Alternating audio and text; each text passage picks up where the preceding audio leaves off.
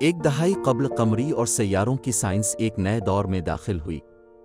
چاند کی طرف قمری جاسوسی مدار کو لانچ کیا گیا ہے۔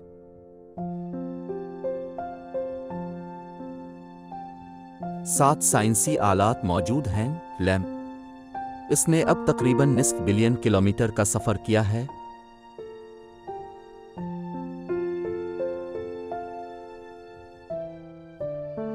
اور چاند کے گرد 40,000 سے زیادہ مرتبہ چکر لگایا ہے، جس میں ناسا کے دیگر تمام سیاروں کے مشنوں سے زیادہ ڈیٹا اکٹھا کیا گیا ہے۔ اب تک کا سب سے طویل چاند مشن ہے، جس نے 10 سال تک کام کیا ہے۔ 10 سال کی نئی دریافتوں اور کامیابیوں کے قابل۔ نظام شمسی کے بہترین علاقے کی پیمائش، قریب اور دور دونوں نقشے بنائے گئے ہیں۔ چاند کے داغوں اور چاند کے زلزلوں کے درمیان روابط قائم کرنا، چاند کی سطح کی ساخت کا نقشہ بنانا، تازہ اثر گڑے پائے جا رہے ہیں اور ایجیکٹا کا مطالعہ کر رہے ہیں۔ چاند کی سطح کا تجزیہ کر کے ڈھلوان کے نقشے بنانا،